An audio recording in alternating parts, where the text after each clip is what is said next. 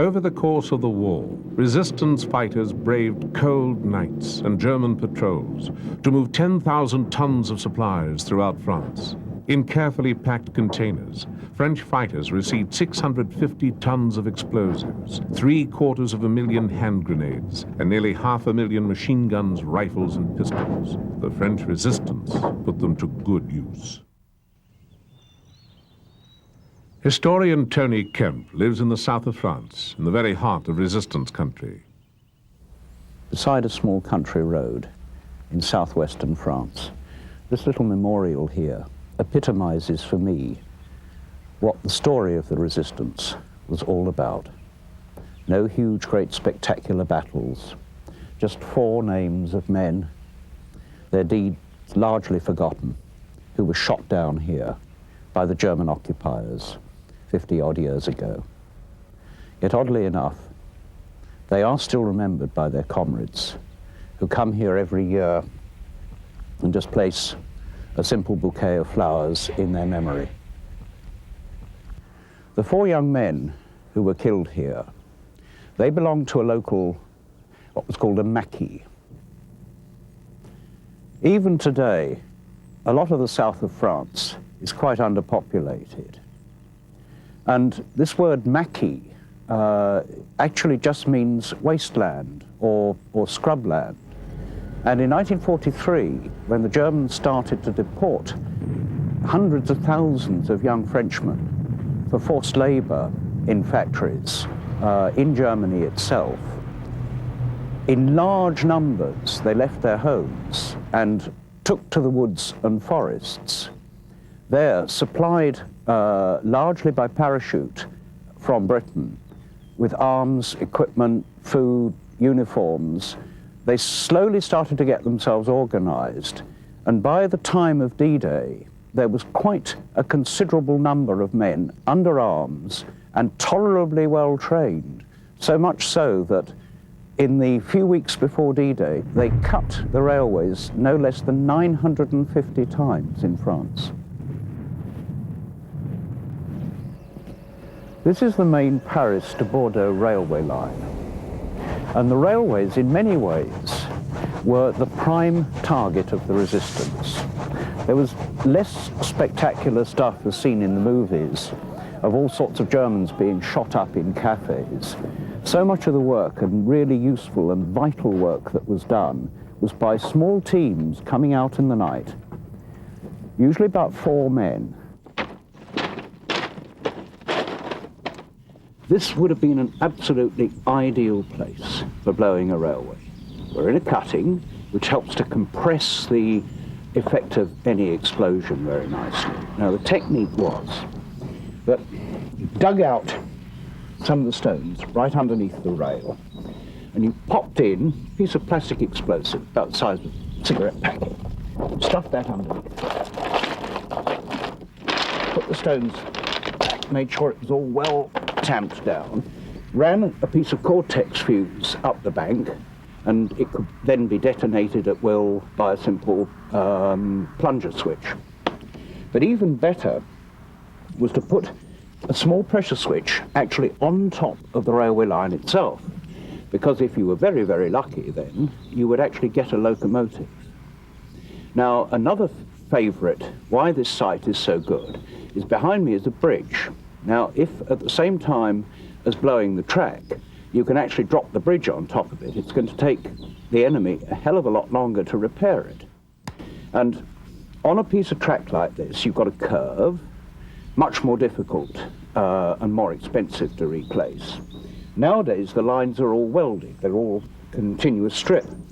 But of course, during the war, the rails were in sections. So the favourite place to actually put the explosive was where there was a join between 2 rails and a fish plate bolting them together.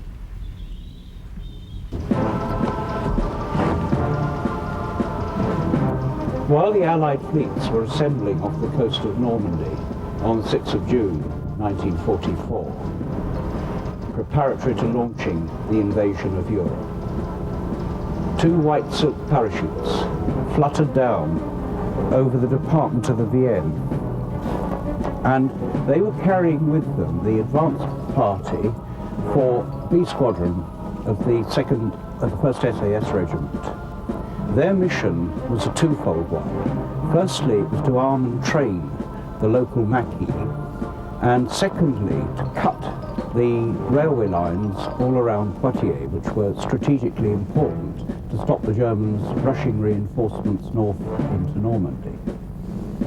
After a few days, the rest of the squadron was parachuted in, and they assembled in these woods here, in a camp, where there were about 50 French with them as well, so there was a total of nearly 100 men.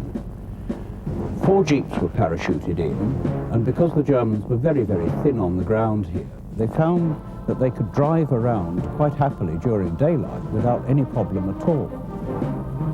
However, it was impossible to keep a large number of people like that secret.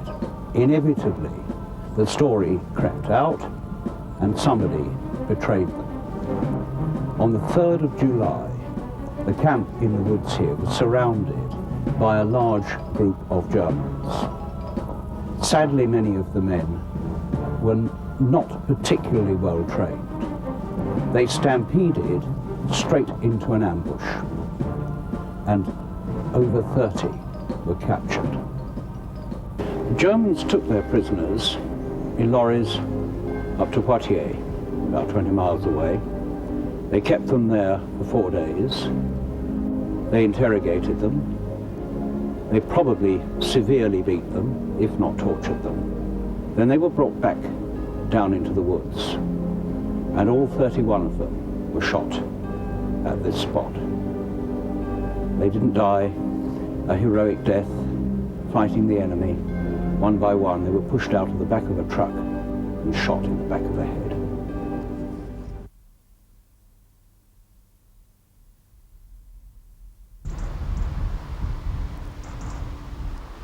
The 10th of June 1944 was a Saturday, and the small town of Oradour-sur-Glane was going about its business. The normal population of 300 had, because of the war, almost doubled with refugees from the large towns.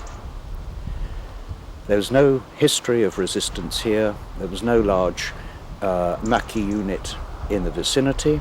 It was just an agricultural community, and the war, however, came to Oradour on that day.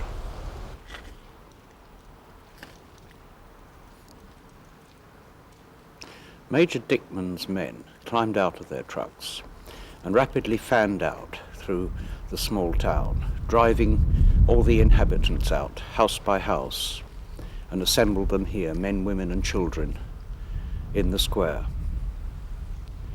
They were guarded by machine guns, and there's some discussion amongst the Germans present. And then the women and children were ordered to walk down to the church, where they were all barricaded inside. Next, the Germans took the men, divided them up into groups of about 50 at a time, and pushed them with their rifle butts into a number of barns, garages, and shops. Oradour was about to pay a very, very heavy price for resistance activity in which its inhabitants had no part whatsoever.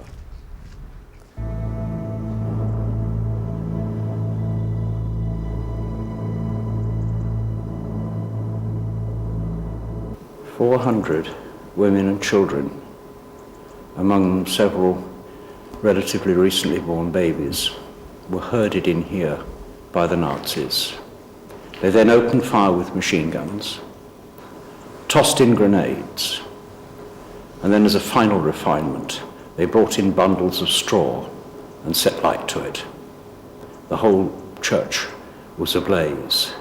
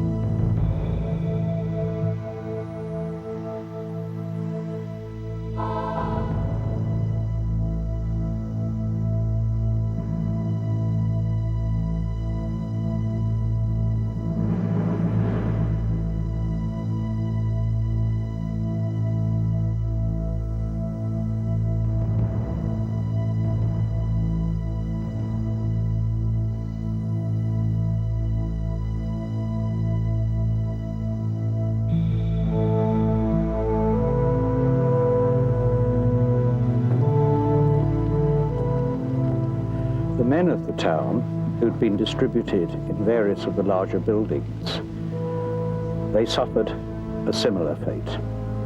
First they were shot, and then straw was piled on the masses of bodies, and the buildings were set alight.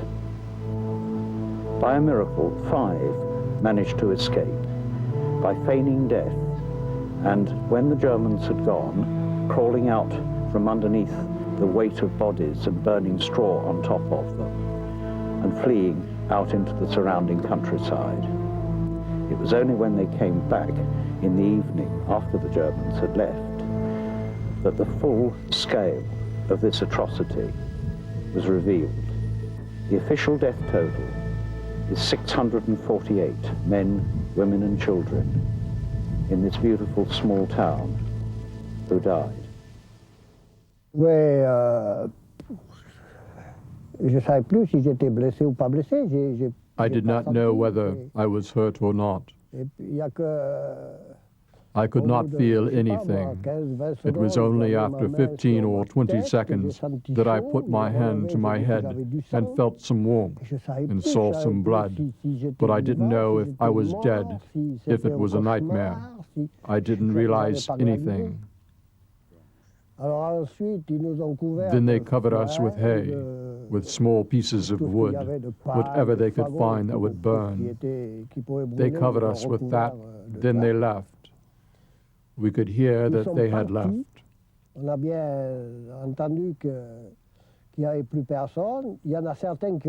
Among us, people were starting to talk. They were hurt, and they started to talk. Others were complaining or calling out for their wives and children.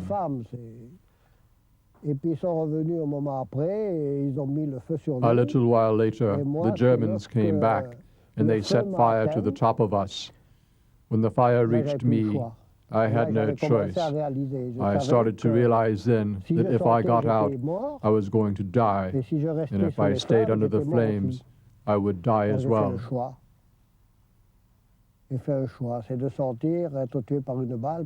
So I made the choice to get out and be killed by bullet, because fire is atrocious. My left arm was burned. I had almost no hair on my head. I stayed to the limit under the flames. It was so painful that I made the decision to be killed by a bullet.